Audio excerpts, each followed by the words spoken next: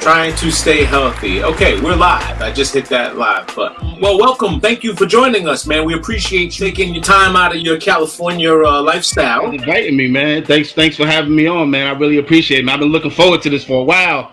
I remember you guys had asked me once before. Well, you definitely seem like a busy dude, man. So tell us a little bit about, I mean, obviously we have a long history from, from Hollis, Queens, Farmers Boulevard, all the way yes, sir. to Hollis, from the Rock to walking the fucking Burger King to 179th Street. Well, basically, TentTv was started out of frustration, really. 2015. I started the brand. It's basically a website, but we also do showcases. We interview a lot of major stars and a lot of independent stars as well. Okay. Most notably, recently, God rest his soul, Fred the Godson. We did one with him. Yes, sir. But basically, it was born out of frustration. Like I had been doing so much writing for people for so long. Like I started out as a journalist with WBLS radio station. We had a magazine that we brought over there called Inner City Magazine. Yes, and that was back in Inner City. That was back in like the late '90s. It started in '97 and it ended around 2001. From there, I went on to Hip Hop DX. I wrote with them for a few years, maybe like 2002 to 2006, 2007. And then I started working with a couple of websites out in Germany, most notably Yo Raps. I wrote with them for a few years. Yeah. And then finally, I just got to a point where enough hip hop shit going on in my head where I can put it out myself. Absolutely. And I can have other people that can actually write for my brand. So that's what I did. I started TentTv, and I do it out here in Cali. I got my boy Rel the Don that's on the ground in New York. And like I said, we basically go around to different showcases. We give artists a chance to get on a platform and tell their story, have their music heard, have their videos seen. Anything that I can do to like constantly push the culture forward, I'm always about that. You know what I mean? That's always been before people even started saying the word culture all the time, which now it's like it's oversaturated now. My thing was always about moving the culture forward in any way that I can, man. And that's what TentTv allows me to do. Like, I've never been that dude that's just like, it's all about mine. Like, I'm always open to putting somebody else on the platform and letting them show their brand as well. I've coupled with a couple of companies. Grindworks Media is one that puts all my stuff on Amazon. And then I got another one that works with ROKU called StreetBeatz TV. So I've coupled with them as well. If someone has Roku, they can go on and find your channel on the Roku channel? Exactly. You go to StreetBeatz TV on Roku, or you go to Grindworks Broadcasting on Amazon, and you'll also be able to see my channel through those platforms as well. Yeah.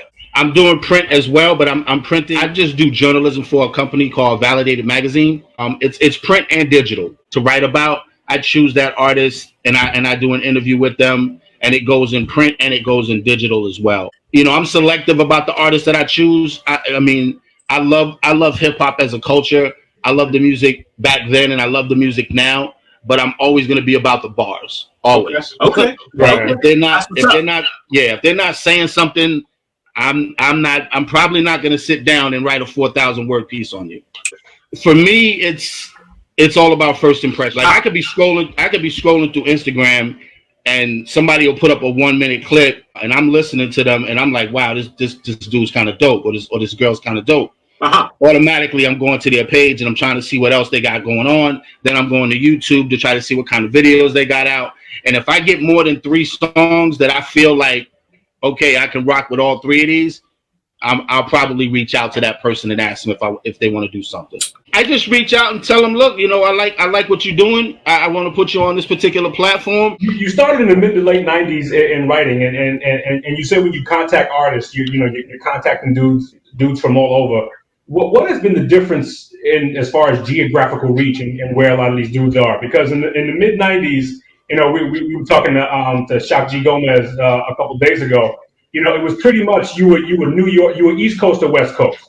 Right. Maybe every once in a while, you sprinkle in a little bit of Houston and that Texas area, and then the Florida side started coming up. But now in 2020, it seems that reach is, I mean, anywhere in which you can get hip hop, to which you can say you got beats, you got bars. And it's no longer just, you know, New York, New Jersey, Connecticut. It's no longer that tri-state thing, you know, or people like, you know, like a lot of people think Cali don't have a lot of spitters, except for the ones that are most notably known, you know, like the Kendricks and the Games and so on and so forth. But Cali got a lot of spitters, man. I mean, dudes that like they've studied their craft. Right. You can't just listen to the single. The single is meant for the clubs, you know, for the strip clubs, for the clubs, and so on and so forth. It's like, the commercial. It's the advertisement. Yeah, exactly. It almost seems like the radio is almost like unfair to the artist. And it is kind of unfair to the artists, you know, because there are a lot of artists out here that put a lot of work into their craft.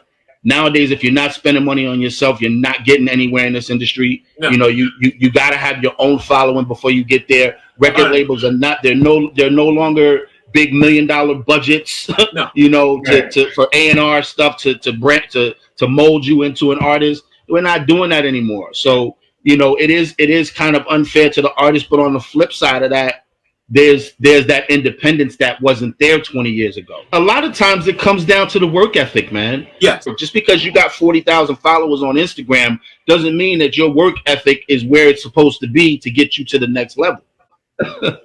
That's crazy. That's crazy. Crazy, man, it's been an honor. It's long overdue.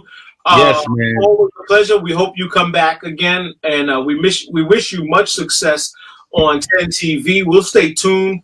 Thank you and your success. Good luck with all of that. Good luck with all the good weather out in California. We'll be out there hopefully one day.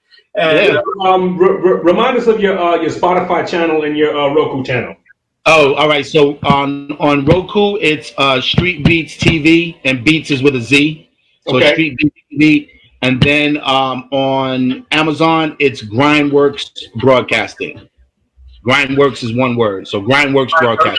Okay. Yep. So if you go visit those two channels, you'll then see my channel incorporated there, so you can see any kind of interviews that we've done and stuff like that. You'll see all that stuff under TentTv. Nice, and to you guys too, man. Thank you guys for having me, man. Love you dudes, man, and love what you guys are doing, man. Definitely. Salute, man. Keep New York and Cali, all right? Always, man. Always. All right, KB, love you, man. Thanks. It's the Two Bros Podcast, episode 99. Yes, sir. Beautiful. Something in the Corona series. Got 6 in the Corona series, man. Have a blessed week, but more important, be a blessing to someone else. Well, fuck them. No doubt. Definitely. Peace. All right. Peace out, KB. Love you.